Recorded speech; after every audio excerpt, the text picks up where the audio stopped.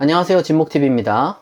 오늘은 기독교 변증을 비판하고 신학의 중요성에 대하여 이야기해 보겠습니다. 저는 오늘날 기독교 변증은 음모론이 되었고 개방적인 태도로 신학을 해야지 기독교와 신앙에 희망이 있다고 봅니다. 오늘 영상의 구성은 다음과 같습니다. 먼저 기독교 변증의 역사를 다루고 다음으로 음모론의 특징과 폐쇄적 변증의 공통점을 말씀드리겠습니다.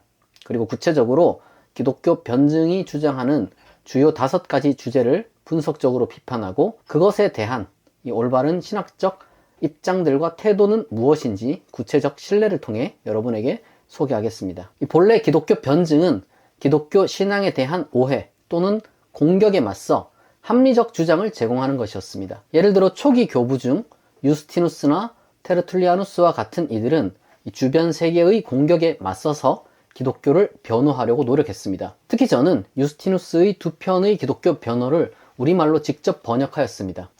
그 시기의 교부들은 비록 현대인의 눈으로 보면 한계가 있지만 최대한 동시대 지성인들을 설득하거나 내지는 적어도 그들과 대등하게 논쟁할 수 있는 논리와 수사를 갖추었습니다.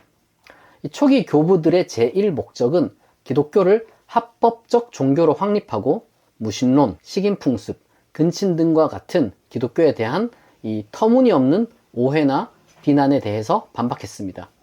중세에도 신학자들의 지성은 빛났습니다. 이 중세는 상당히 긴 기간이에요. 이 1000년이 넘는 기간 동안 기독교 교사들은 놀라운 논리적 신학을 이룩했습니다. 아우구스티누스, 안셀무스, 토마스 아퀴나스와 같은 이들은 당대의 철학을 최대한으로 활용했습니다. 플라톤과 아리스토텔레스 철학을 적극적으로 수용했던 이들은 명제와 반명제, 질문과 대답, 의심과 추론, 존재의 유비 등 뛰어난 논리학도 발전시켰습니다. 이 종교개혁 기간을 포함하는 르네상스 시대에는 소위 인문주의자들과 종교개혁자들을 통해 더욱 날카롭고 기존의 확립된 교리조차도 검토하고 개혁할 용기를 보여주었고 특히 해석하기에 있어서 급진적 변혁을 가져왔습니다. 18세기에 이르러서 이 계몽주의를 맞이하여 기독교 지성은 2가지로 나뉘었습니다. 저는 그 2가지 태도와 길을 각각 개방적 신학과 폐쇄적 변증이라고 지칭하겠습니다. 개방적 신학을 추구한 사람들은 당시의 이성과 과학 발전에 맞춰 종교에 대한 보다 심오한 이해를 추구하며 수많은 새로운 길을 개척했습니다. 자연신학, 도덕신학, 자유주의 신학, 역사비평, 이신론, 범신론, 범죄신론 등 이 획기적인 세계로 나아갔습니다. 이와 대조적으로 폐쇄적 변증은 계몽주의의 과학적, 도덕적, 역사적 발전을 수용하기보다는 이 성경의 문자성, 그리스도의 신성, 기적과 같은 특정 전통 교리들을 옹호하는 데 초점을 맞추는 쪽으로 발전했습니다. 이 두 접근 방식은 역사적으로 신학을 근현대 지적 흐름에서 양극화시키는 결과를 가져왔습니다. 그리고 이제 19세기에 등장한 지성들, 찰스 다윈, 칼 마크스, 지그문트 프로이트와 같은 인물들은 인류사, 특히 교회사와 신학에 충격을 줄 정도의 아이디어들을 도입했습니다. 물론 이미 준비되어 있던 개방적 신학을 갖춘 이들은 이러한 발전을 오히려 환영했습니다. 그러나 폐쇄적 변증에 사로잡혀 있던 이들은 이러한 발전을 겁내며 어떤 식으로든지 저항하려고 애썼습니다. 이 과정신학, 실존신학, 해방신학으로 점점 그 놀랍게 외연을 확장하는 개방적 신학에 속한 이들과 달리 폐쇄적 변증에 사로잡힌 이들은 그러한 도전에 맞서 세력 확장을 꾀하는 선교운동이라는 방식을 채택했습니다. 그러나 그들은 선교에서 배타주의를 고수하였기에 세력은 확장하였으나 그 주장들이 이제는 21세기 현대 사회에서는 음모론과 마찬가지가 되었습니다. 음모론은 특정 사건이나 현상이 강력한 집단에 의해 비밀리에 조작되거나 숨겨졌다고 주장하며 대안적 진실을 주장합니다. 이 폐쇄적 변증도 이성적, 윤리적 도전이나 반대 의견을 부정하며 그에 맞서 특정 전통 교리를 정당화하려는 경향을 보입니다. 구체적으로 음모론과 폐쇄적 변증은 다음과 같은 공통된 특성을 공유합니다. 첫째, 선택적 증거 수용과 확증 편향입니다. 음모론자들은 자신이 믿는 이론을 뒷받침하는 증거만을 수용하고 반대되는 증거는 무시하거나 부정합니다.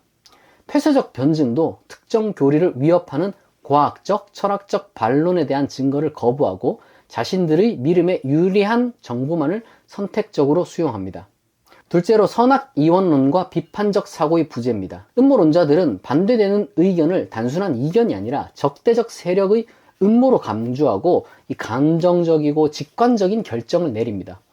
폐쇄적 변증도 동일합니다. 외부의 비판적 목소리를 인본주의, 세속주의 등으로 비난하며 그것을 신앙을 공격하려는 의도라고 봅니다. 마찬가지로 감정적이고 직관적 접근을 선호하며 합리적 논증이나 객관적 증거보다는 신앙을 내세우며 반박합니다. 셋째, 권위의 선택적 수용입니다. 음모론자들은 대중매체, 정부, 과학자 등의 권위를 의심하고 대신 자신들이 신뢰하는 대안적 권위자의 주장을 절대적 진리로 수용합니다. 예를 들어 백신 음모론에서는 WHO나 의학 전문가들의 권위 있는 연구 결과를 신뢰하지 않고 소수의 대체의학 전문가들의 주장을 절대시합니다. 폐쇄적 변증도 과학적, 역사적, 철학적, 심지어 신학적 논증들을 검토하기보다 자신들의 기존 입장을 대변하는 특정 신학자나 교회의 권위에 의존하여 동일한 주장만을 반복합니다. 넷째, 반증 불가능한 단순화된 설명에 매료되어 있습니다. 음모론은 복잡한 현상을 지나치게 단순화하여 하나의 숨겨진 진실을 만들어냅니다. 그리고 그러한 숨겨진 진실은 그 단순성으로 인해 많은 사람에게 매력적인 것이 됩니다. 그러나 그들이 말하는 숨겨진 진실은 마치 유니콘이나 팅커벨의 유머처럼 반증 불가능하며 입증할 수도 없는 내용입니다. 폐쇄적 변증도 마찬가지입니다. 특정 교리를 방어하기 위해 반증 불가능한 하나님의 전능성이나 하나님의 숨겨진 신비 등으로 논리 비약을 펼칩니다. 오늘날 폐쇄적 변증이 다루는 주제는 크게 5가지입니다. 과학 논증, 성경 논증, 신논증, 부활 논증, 도덕 논증입니다.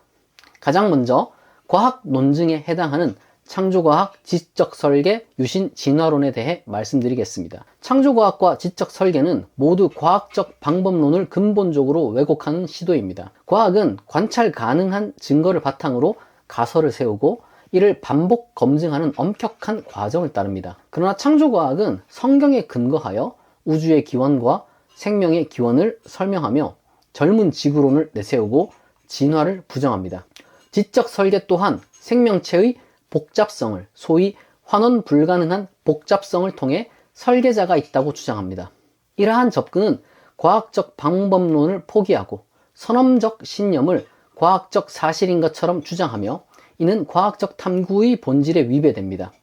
젊은 지구론, 진화 부정, 환원 불가능한 복잡성은 과학에서 전혀 인정되지 않는 비과학적 음모론입니다. 한편 유신 진화론은 진화론의 자연 선택 과정을 인정하면서도 신의 개입을 주장합니다. 이 시도는 본질적으로 과학과 신앙의 융합을 목표로 하지만 그 자체로 큰 모순을 내포하고 있습니다. 과학은 자연 현상의 우연성과 무목적성을 받아들이는 반면 유신 진화론은 여전히 전통 기독교 교리에 기반하여 신의 계획을 주장하려 합니다. 그러다 보니 너무 많은 세부 내용에서 내재적 모순을 극복하지 못합니다. 사실상 유신 진화론은 원칙상 지적 설계와 크게 다르지 않은 것으로 보인다는 비판이 철학적으로 제시되기도 합니다. 게다가 전통 기독교 교리를 유지한다는 점에서 유신 진화론은 신학 발전의 걸림돌이기도 하며 올바른 과학 교육이 있는 곳에서는 불필요한 것이기도 합니다. 다음으로 성경 무호 변증에 대해 말씀드리겠습니다. 성경은 다양한 저자들에 의해 쓰여졌고 각 저자는 고유한 역사적, 문화적 배경을 가집니다. 또한 성경은 여러 번의 편집 과정을 거쳤으며 구전 전승과 문서화 과정에서 변형이 일어나기도 했습니다. 성경을 이해하려면 이 모든 것을 고려해야 합니다. 그러나 성경 무호 교리는 성경 66권이 모두 일관성 있고 아무런 오류도 없다고 주장합니다. 즉, 성경을 정직하게 보지 않는 것입니다. 성경 무호 교리는 학자들의 수고를 무시하고 문자적이고 단순화된 읽기의 태도만을 취하고 아무런 탐구 없이 단지 오류가 없다는 주장만을 반복합니다. 하지만 실제로 성경에는 여러 가지 오류가 존재합니다. 이는 크게 3가지 주요 유형으로 나눌 수가 있는데요. 이 첫째로는 과학적, 역사적 사실과의 상충입니다. 예를 들어 지구의 나이나 전 지구적 홍수, 대규모 출애굽 이야기 등은 현대 과학이나 역사적 사실과 충돌합니다. 그리고 둘째로는 내적 불일치입니다. 복음서 간 예수의 족보나 부활절 이야기에서 나타나는 불일치와 같은 부분은 성경 내에서 조화를 이루기가 어렵습니다. 그리고 이제 셋째가 바로 윤리적 한계입니다. 제노사이드, 여성차별, 노예제도 등이 성경 내에서 신의 명령으로 나타나기도 하는데 이 현대적 윤리 기준으로 보면 문제가 됩니다. 이러한 오류들은 문자적으로 해석할 때 심각한 문제가 발생합니다. 그러나 이것들을 겸허히 인정하고 그것들을 은유적으로 혹은 상징적으로 해석하거나 그 시대의 맥락을 고려하여 오늘날 적용을 함에 있어서 비평적 태도를 취하면 오히려 현대에도 창조적 가치를 지닐 수 있는 본문으로 우리가 활용할 수 있습니다.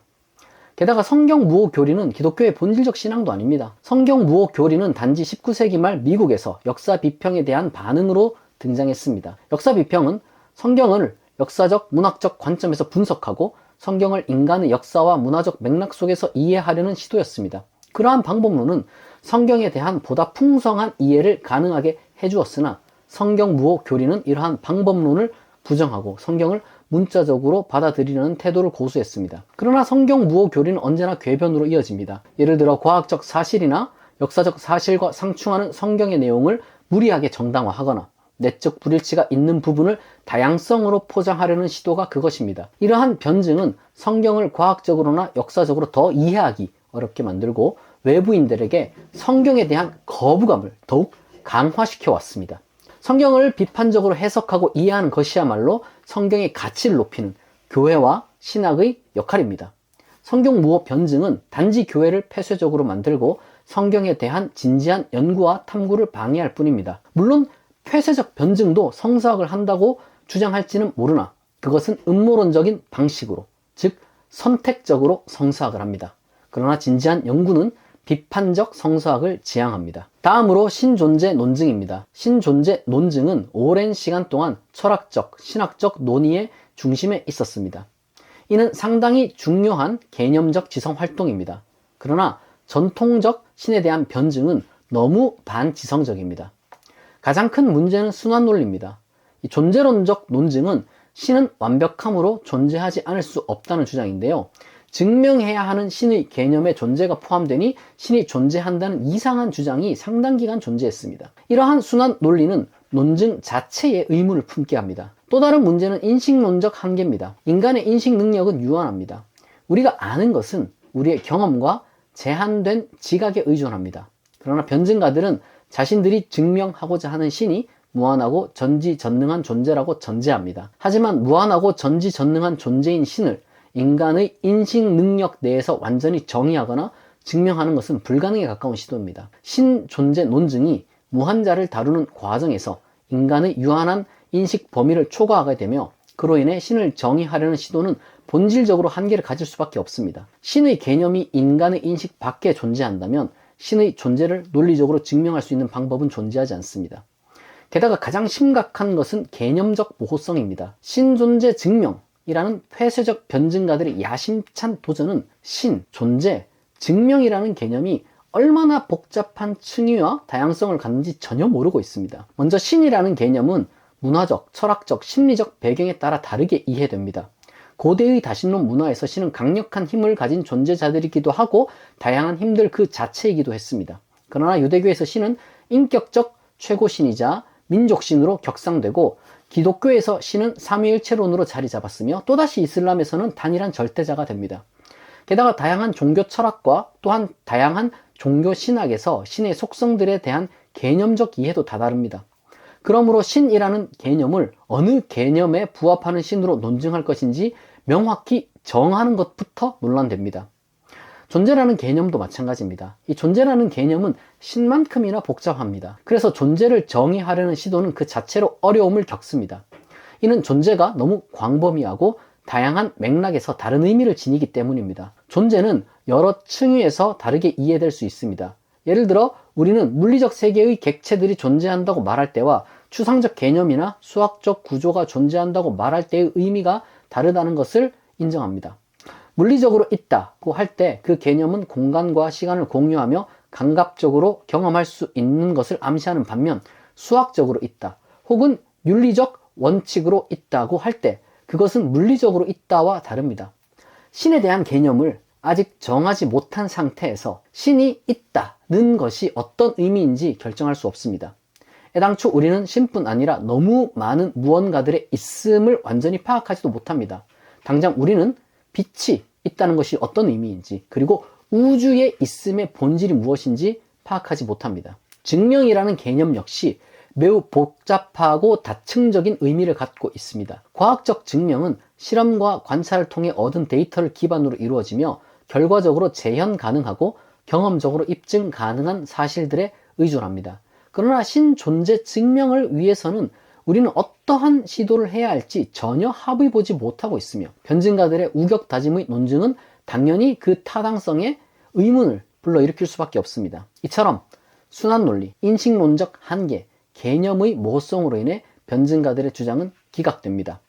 따라서 이러한 한계를 인정하고 신의 존재에 대한 다른 접근 방식을 모색하는 것이 필요합니다. 다시 말해 이와 관련하여는 진지한 현대의 신학과 철학에 전념하는 것이 더 낫습니다. 다음으로 부활 변증입니다. 논의를 구체화하자면 부활 변증은 역사적 예수의 육체적 부활과 승천이 역사적 사실이라는 주장입니다. 그러나 부활 변증은 역사와 신학 둘 다에서 너무 많은 오류를 갖고 있습니다. 이 부활 변증의 핵심 주장은 역사적 예수의 부활이 단순한 신앙 고백이 아니라 실제 역사적 사실이라는 점입니다. 그러나 역사적 사건을 재구성하는 데 있어 역사학적 방법론은 분명히 엄격한 제약을 두고 있습니다. 역사학은 사건의 진위를 판단하기 위해 객관적이고 검증 가능한 증거를 필수적으로 요구합니다. 이 증거는 고대 문서와 기록, 그리고 해당 시대의 문화적 맥락에 대한 깊이 있는 분석을 통해 평가됩니다. 그러나 부활 사건의 경우 이를 입증할 수 있는 객관적 역사적 증거는 사실상 존재하지 않습니다. 현존하는 자료들은 대부분 후대의 종교적 믿음에 기반을 둔 것들로, 이는 역사적 사실로서 검증이 극히 어렵습니다. 그러나 더욱 심각한 문제는 부활이라는 것이 기적 주장이라는 것입니다. 기적이란 자연 법칙을 초월하거나 위반하는 현상으로 정의될 수 있습니다.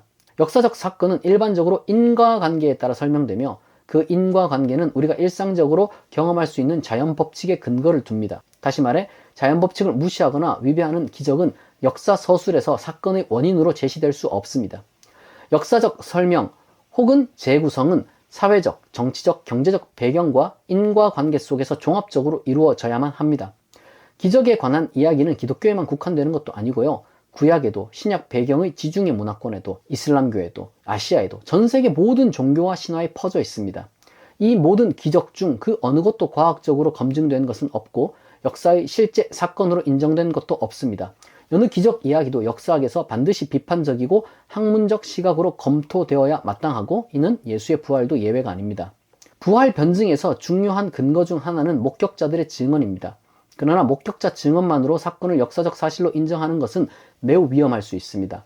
이 범죄학과 심리학 연구들은 목격자 증언의 한계와 불확실성을 여러 차례 지적해 왔습니다. 단지 목격자가 있다는 이유만으로 사건의 신빙성을 높이는 것은 과학적 근거가 부족합니다. 많은 변증가들이 서로 다른 여러 증언이 오히려 사실성을 높인다 라고 주장하지만, 실제로 범죄학과 법정에서는 증언의 차이가 오히려 신빙성을 떨어뜨릴 수 있음을 여러 연구들을 통해 보여주고 있습니다. 특히 사람의 기억은 시간이 지남에 따라 왜곡될 수 있고, 사건 이후 시간이 경과할수록 기억의 신뢰성은 현저하게 감소합니다. 이는 부활 사건의 목격과 관련된 경우에도 마찬가지로 적용됩니다. 목격자들이 부활을 목격했다고 주장하는 증언은 그 자체로 신뢰할 수 있는 근거가 되지 않습니다. 심리학 연구에 따르면 사람들의 기억은 마치 카메라처럼 정확하게 저장되지 않으며 상황과 시간에 따라 쉽게 왜곡되거나 재구성될 수 있습니다. 실제로 어떤 사건에 대한 기억은 시간이 지나면서 오염되거나 변형될 수 있습니다.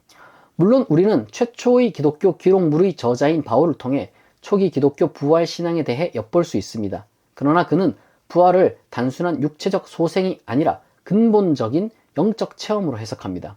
즉 바울은 육체 부활한 예수와의 직접적 만남이 아니라 부활한 예수가 자신의 내면에 나타났다고 증언합니다. 또한 고린도전서 15장 4에서 8절에서 바울은 예수의 부활을 여러 사도들이 체험했다는 전승을 전해주는데, 여기서 주목할 점은 바울이 보이셨다라는 동사를 사용한다는 겁니다. 이 표현은 구약에서 영적 존재의 현현을 표현하는데 사용되었습니다. 다시 말해 바울과 다른 사도들이 경험한 것은 물리적 부활이 아니라 그들이 심리적, 정신적 차원에서 일어난 깊은 영적 혹은 내면적 체험이었습니다. 예수의 부활은 그들의 내면에 영적으로 나타난 예수의 현현이었던 것입니다. 이는 역사학의 원칙에도 위배되지 않으면서도 모든 종교사의 이면에 놓여있는 배경 중 하나로서 충분히 납득 가능하고 개연적 설명입니다. 한편으로 복음서의 부활절 이야기를 어떠한 역사적 사실을 전달하는 내용으로 이해하는 것은 심각한 오해입니다. 복음서는 형식적으로 그리스 로마 전기의 양식을 띠고 있지만 그 본질은 전통적 역사 서술이나 전기와는 근본적으로 다릅니다. 복음서의 주된 목적은 종교적 드라마를 통해 하나님의 뜻과 구속 사역을 드러내는 것입니다. 그래서 복음서 저자들은 문학적 기법을 풍성하게 활용하였습니다. 공간복음, 그러니까 마태, 마가, 누가복음은 동일한 인물과 사건을 다루면서도 종종 현저한 불일치를 보입니다. 이는 복음서가 목격자들의 증언에 기반한 역사적 기록이 아니라 문학적 창작물로서 사건에 의미를 부여하는 방식으로 작성되었기 때문입니다. 복음서 속 부활 이야기도 이러한 문학적 접근에서 예외가 아닙니다. 복음서에 등장하는 빈무덤은 그리스 로마 문학에서 흔히 사용되는 문학적 장치입니다. 당시 문학 전통에서 빈무덤이나 사라진 시체는 종종 신이 특정 인물을 신성하게 만들어 그를 신의 영역으로 이동시켰음을 상징적으로 나타내는 표현이었습니다. 초기 기독교 전승에서 빈무덤 이야기가 나타난 것도 이러한 문화적 배경을 바탕으로 이해할 수 있습니다. 이는 단순한 역사적 사실 기록이 아니라 깊은 상징적 의미를 지닌 문학적 표현인 것입니다. 그러나 부활 변증은 이 역사적 사건을 재구성하려 할 때 신앙적 입장에 맞는 주장만 선택적으로 사용하고 모든 정당한 증거들과 논증들을 의도적으로 왜곡하거나 외면합니다. 이는 음모론처럼 과학적 방법론과 논리적 사고를 무시하며 예를 들면 외계인 납치 사건이라거나 히틀러가 달에 살고 있다거나 하는 등과 같은 터무니없는 주장을 마치 역사의 사실로 입증하려고 시도하는 방식과 유사합니다.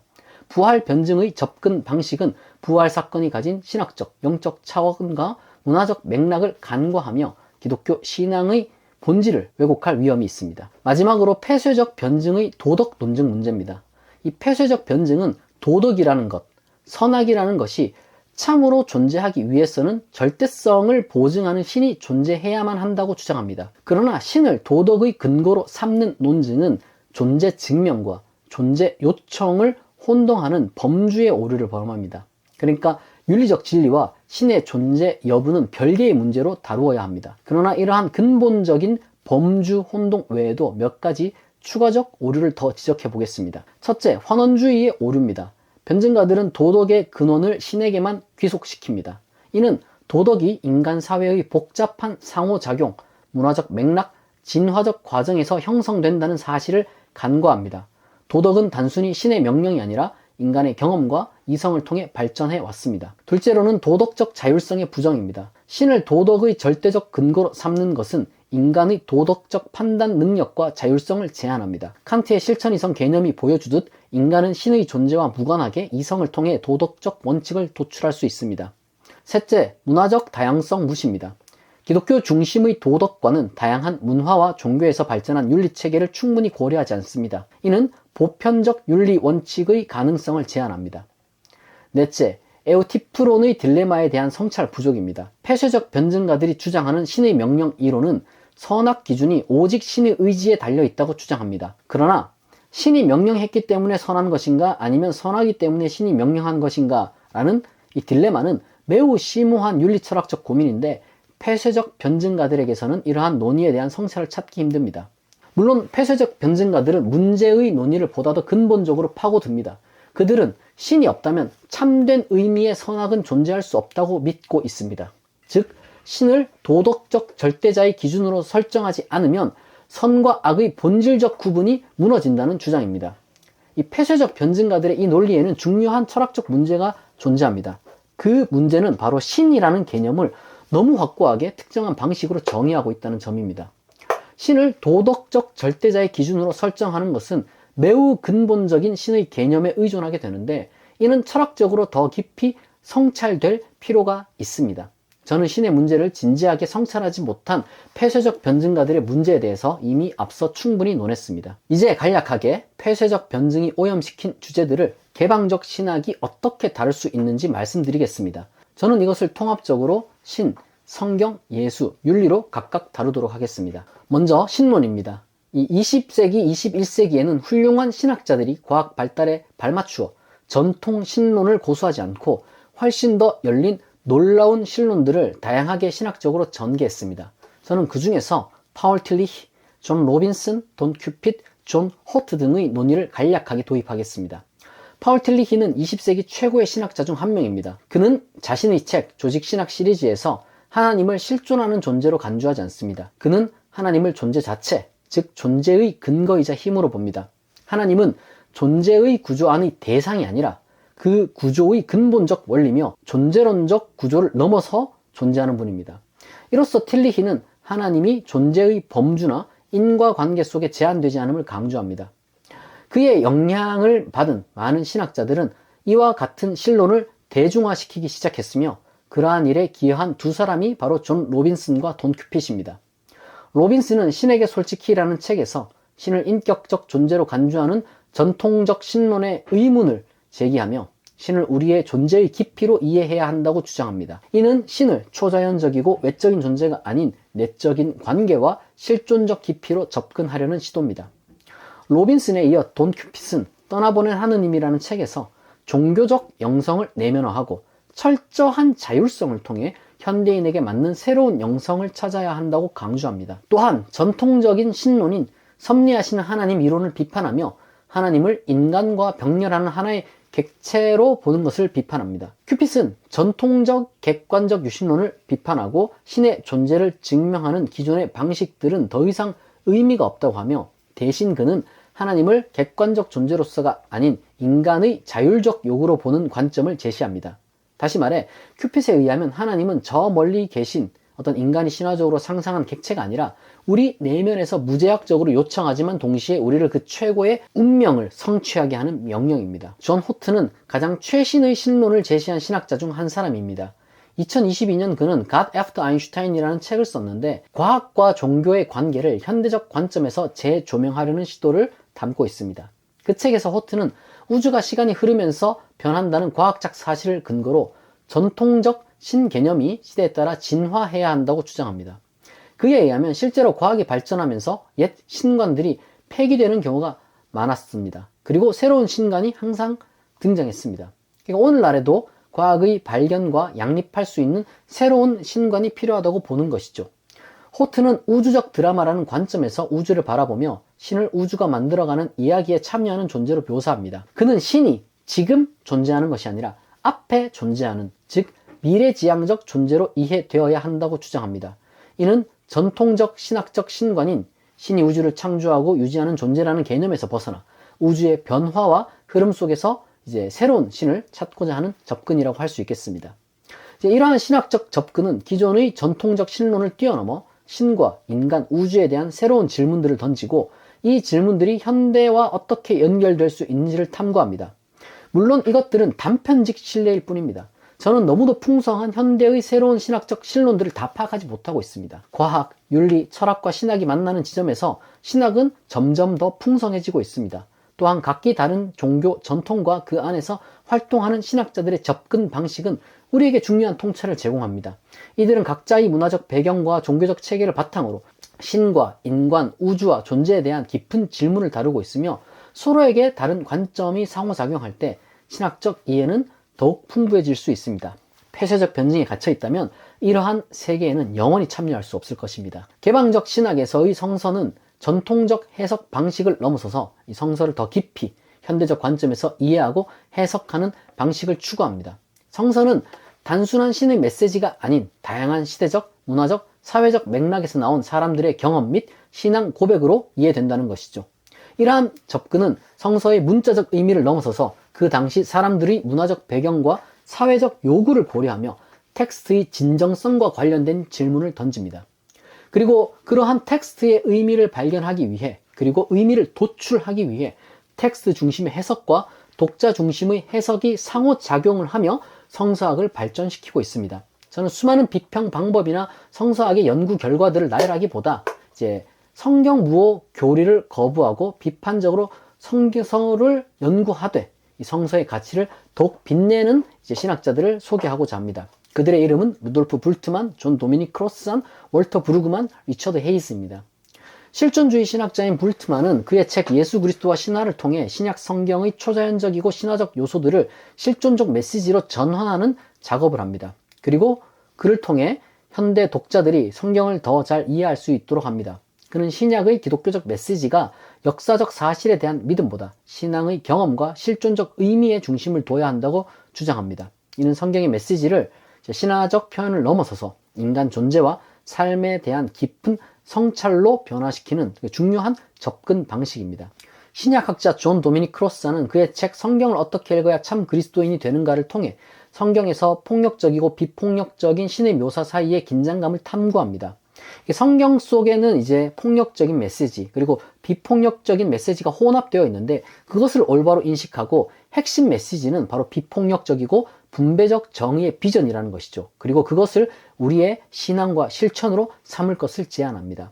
구약학자 월터 브루그만은 그의 책 예언자적 상상력을 통해 성경에서 드러나는 하나님의 정의와 새로운 공동체에 대한 비전을 중심으로 우리가 당면한 현대사회의 문제들을 어떻게 바라봐야 할지에 대한 중요한 통찰을 제시합니다. 예언자는 새로운 상상력을 통해 하나님의 이상을 제시하며 그것을 통해 현재의 무감각한 이 현실을 일깨웁니다. 다시 말해 예언자적 상상력은 이 성경을 읽을 때 우리가 마주하는 단순한 교리나 도덕적 규범 이상의 어떤 그 비전적 메시지를 제공한다는 것이죠. 성경은 단지 과거의 사건을 기록한 책이 아니라 현재와 미래의 삶에 영향을 미치는 강력한 메시지를 품고 있는 책입니다. 우리가 사는 세상에서 불평등과 억압에 맞서는 대안적 공동체를 세우기 위한 예수와 예언자들이 제시한 새로운 사회의 비전에 대한 통찰과 또한 그것을 외치고 실천한 용기를 이제 성경에서 발견할 수 있다는 겁니다. 기독교 윤리학자인 리처드 헤이스는 그의 책 The Widening of God's Mercy를 통해 성경은 고정된 도덕적 규범을 전달하는 것이 아니라 그 안에서 하나님의 자비가 점진적으로 확장되어 간다는 그 과정을 보여줍니다. 그리고 그에 맞추어 오늘날 성경의 구절들을 규범적으로 해석하기보다는 하나님의 자비의 확장에 포커스를 맞추어 우리의 자비의 마음 상태를 점검하고 실질적으로 윤리의 수준을 높여갈 것을 요청합니다. 오늘날과 같이 하나님의 자비가 더 필요한 세계에 성경을 통해서 자비의 마음을 회복하고 실천할 동기부여를 얻는 것이 중요하다는 것입니다. 역시나 이것도 수많은 성경 연구 중 하나일 뿐입니다. 우리는 개방적 신학의 태도로 성경이라는 책을 그 자체적으로 연구하는 엄격한 문헌 연구로서의 성사학도 소중히 여길 수 있을 뿐만 아니라 그 안에 담겨진 참된 진리의 가치를 발견하는 성서신학에 대해서도 쉼없이 배워나갈 수 있습니다. 그러나 폐쇄적 성경 무호 변증에 갇혀있는 사람은 영원히 동일한 성경을 읽고서도 비이성적, 반사회적 주장에서 헤어나오지 못할 것입니다. 수백 년간 역사적 예수에 대한 연구가 진행되어 왔습니다. 이 과정에서 슐라이어마허, 루돌프 오토, 슈바이처는 전통적 기독론을 넘어서서 역사적 예수 연구를 충분히 견뎌내면서도 여전히 예수라는 인물의 위대함을 새롭게 우리에게 전달해준 신학자들입니다. 그리고 또 그 이후에도 최신 신학자들이 그의 의의를 끊임없이 재발견하여 우리에게 알려주고 있습니다. 마커스 보그, 월터 윙크 등이 이에 해당합니다. 슐라이어마허는 예수의 중요성이 그의 신에 대한 자의식에 있다고 강조합니다. 슐라이어마허에게 예수는 단순한 인간이 아니라 종교적 삶의 본질을 드러내는 인물로서 그의 의식과 이제 신이 밀접하게 연결된 존재입니다. 그러나 그는 이 신성한 의식이 예수에게만 국한되지 않으며 다른 사람도 경험할 수 있다고 제안합니다. 예수는 멀리 있는 신성한 존재가 아니라 신과의 깊은 개인적 관계를 경험적으로 보여주는 모범입니다. 이러한 이해는 예수를 신성한 아들이나 성육신의 교리에 얽매이지 않게 하고 영적 성장을 위한 접근 가능한 모델로 제시합니다. 루돌프 오토는 성스러움의 개념에 중점을 두며 성스러움을 경외감과 매혹감을 불러일으키는 신성함 또는 거룩함과의 만남으로 정의합니다. 오토는 예수가 성스러움의 완벽한 현현을 구현한다고 주장하며 예수는 전통적 의미에서 신성한 존재로서의 특성을 지닌 인물이라기보다는 경외감을 불러일으키고 신성한 신비를 드러내는 인물로 제시됩니다. 예수의 삶은 이 단순히 신성을 주장하는 것이 아니라 신과의 신비로운 만남을 드러내는 독특한 방식으로 제시됩니다. 슈바이처는 예수에 대한 역사적 교리적 관점을 비판하며 역사적 예수는 합리적 분석만으로 이해될 수 없다고 주장합니다. 그는 예수 신비주의를 강조하며 예수와의 의지의 합의를 주장했습니다. 예수에게는 현실 세계의 타락에 대한 깊은 인식과 하나님 나라에 대한 강렬한 열망이 있었습니다. 슈바이처는 예수의 의지와 그 의지로 인해 우리가 예수와 공명할 수 있는지가 중요하다고 보았습니다. 그는 예수 숭배가 아닌 예수 신비주의가 현대 그리스도인들에게 필요하다고 주장하며 예수의 어떤 그 내적 심리적 체험을 강조했습니다. 마커스 보그는 예수를 사회적 영적 교사이자 선지자로 이해하며 그의 역할을 당시 사회와 종교의 현상 유지에 도전하는 인물로 강조했습니다. 보그는 예수를 신성한 존재로 경배해야 할 인물이 아닌 사회적 불평등에 도전하며 변화를 이끄는 지혜와 윤리를 지닌 인간 교사로 보았습니다. 그의 예수 해석은 윤리적이고 공동체적 삶을 위한 실천적 모델로서 예수의 하나님 나라는 사회적 정의와 연민을 실현하려는 비전으로 제시됩니다. 월터 윙크는 예수를 새로운 완벽한 참된 인간의 이상으로 보며 그의 가르침과 삶은 인류의 가장 높은 잠재력을 실현하는 모델로 제시됩니다. 예수는 인간 해방과 인류가 가진 잠재력을 실현하기 위한 이상적 존재로서 그가 제시한 모델은 윤리적이고 정치적 변화를 위한 길을 열어줍니다.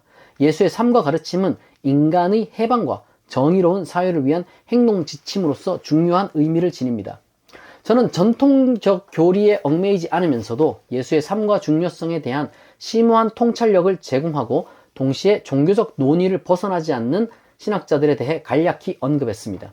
하지만 이 간략한 언급을 통해서도 예수를 맹목적으로 경배하는 대상인 우상으로 만들지 않고 현대 세계를 위한 참된 영적이고 윤리적 모범과 이상으로 세울 수 있는 신학의 탁월성을 소개했다고 확신합니다. 이는 폐쇄적 변증에서는 결코 상상할 수 없는 내용입니다. 신학이 도덕이나 윤리학에 기여할 수 있는 것은 단순히 선한 내면, 선한 삶, 그리고 공공선에 대한 실천이라는 너무 당연한 이야기만은 아닙니다. 오히려 신학은 그 어느 때보다 급진적으로 도덕과 윤리, 선악의 기준과 근원을 세우기 위해 치열하게 싸웠습니다. 급진 신학적 윤리학을 전개한 대표적 신학자들을 소개하자면 디트리히 보네퍼, 토마스 알타이저, 존 디 카푸토입니다. 디트리히 보네퍼의 신학적 윤리학은 20세기 중반 나치 독일이라는 극단적 상황 속에서 탄생했습니다. 그러므로 그의 사상은 단순한 이론적 구상을 넘어 실제 삶과 죽음의 문제와 직결된 실천적 윤리였습니다. 보네퍼의 신학적 윤리학은 구체적인 현실 속에서 윤리적 결단을 요구하는 책임 윤리로 발전합니다. 그는 윤리가 특정한 절대적 기준에 의해 결정되는 것이 아니라 주어진 역사적 상황 속에서 실천되어야 한다고 보았습니다. 그의 윤리학은 값싼 은혜와 값비싼 은혜의 개념을 통해서 더 잘 드러납니다. 값싼 은혜란 단순한 신앙적 선언이나 종교적 형식을 따르는 것에 불과하지만 값비싼 은혜는 윤리적 책임과 결단을 포함하며 인간이 스스로 역사 속에서 행해야 하는 신학적 실천을 의미합니다. 즉, 보네퍼의 윤리학은 악에 맞서 적극적으로 행동해야 하는 자기 희생적 결단을 강조합니다. 알타이저는 신의 죽음 신학 혹은 사신 신학을 통해 전통적 초월적 신 개념이 더 이상 현대 사회에서 윤리적 기반이 될 수 없다고 보았습니다. 따라서 신학적 윤리는 이제 인간이 스스로 결정해야 하는 문제로 남게 됩니다. 그러나 알타이저에게 신의 죽음은 단순한 신의 부정이 아닙니다. 그는 오히려 새로운 창조의 가능성이 열린다고 주장했습니다. 그의 신학에서 신의 죽음은 신의 소멸이라기보다 신의 현존은 완전한 역사와 세속에서 일치를 이루는 일종의 자기 비움 혹은 케노시스가 됩니다. 이제 새로운 종류의 신성함은 인간과 역사에서 힘을 발휘한다는 것이죠. 알타이저에게 이러한 위대한 신의 죽음은 점진적 전개로 이루어져 왔으며 역사의 진행과 인류의 발전이 곧 그 증거입니다. 동시에 신이 더 이상 절대적 기준을 제시하지 않으므로 인간은 스스로 윤리적 결정을 내려야 합니다. 알타이저의 신학적 윤리학에서 중요한 점은 신의 죽음 이후에도 여전히 신학적 윤리가 가능하다는 점입니다. 다시 말해 그가 말하는 바는 윤리의 상실이 아니라 오히려 윤리의 신학적 해방입니다. 알타이저는 윤리가 신의 명령이 아니라 끊임없는 해석과 창조적 실천을 통해 형성되는 과정이라고 보았습니다. 그렇다면 윤리는 고정된 규범이 아니라 끊임없이 재해석되고 재창조되는 과정이자 명령으로 이해됩니다. 카푸토는 포스트 모던 신학에 기반한 약한 신이라는 개념을 발전시켜 기존의 윤리적 확실성을 해체한 신학적 윤리를 제시합니다. 그는 신이 더 이상 전능한 존재로 통치하지 않고 오히려 부름을 통해 인간에게 열린 가능성을 제시하는 약한 힘으로 행동한다고 주장합니다.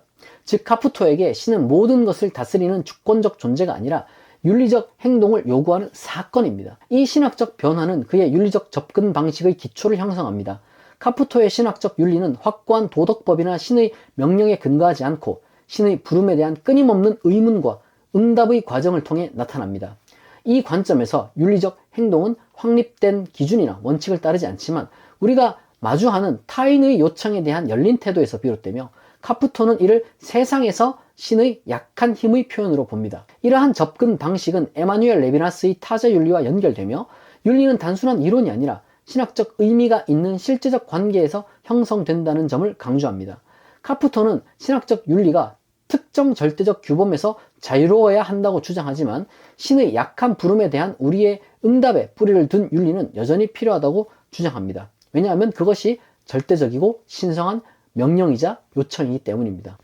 이처럼 개방적 신학에서 종교와 도덕은 단순한 규범적 체계나 외적인 요구가 아닌 변화하는 역사적 맥락과 인간 존재의 근본적인 질문에 대한 응답으로 구성됩니다. 신학적 윤리는 고정된 규범을 따르는 것이 아니라 열린 질문과 실천적 결단을 통해 형성되는 과정이라고 할 수 있습니다.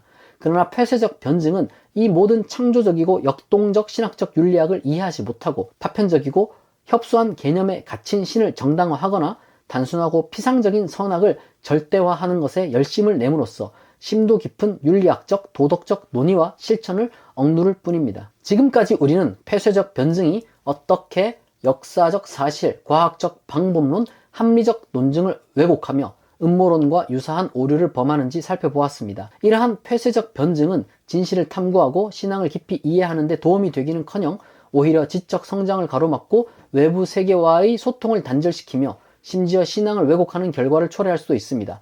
따라서 우리는 폐쇄적 변증의 낡은 틀을 과감히 벗어던지고 개방적 태도를 지닌 신학을 추구해야 합니다. 개방적 신학은 비판적 사고, 학문적 탐구, 그리고 다양한 관점과의 소통을 장려합니다. 개방적 신학은 닫힌 문을 열고 열린 세상으로 나아가 다양한 사람들과 만나고 대화하며 함께 진리를 탐구합니다. 그러므로 개방적 신학은 맹목적 믿음을 강요하지 않습니다. 오히려 비판적 사고를 장려하고 스스로 질문하고 답을 찾아가는 과정을 중요하게 생각합니다. 결과적으로 우리는 폐쇄적 변증의 한계를 인식하고 개방적 태도를 지닌 신학을 추구해야 합니다. 그것이야말로 끊임없이 변화하는 세상 속에서 신앙의 의미를 재해석하고 더욱 깊이 있는 이해를 추구하며 세상과의 조화로운 관계를 모색하는 길이며 21세기의 그리스도인이 걸어가야 할 진정한 길입니다.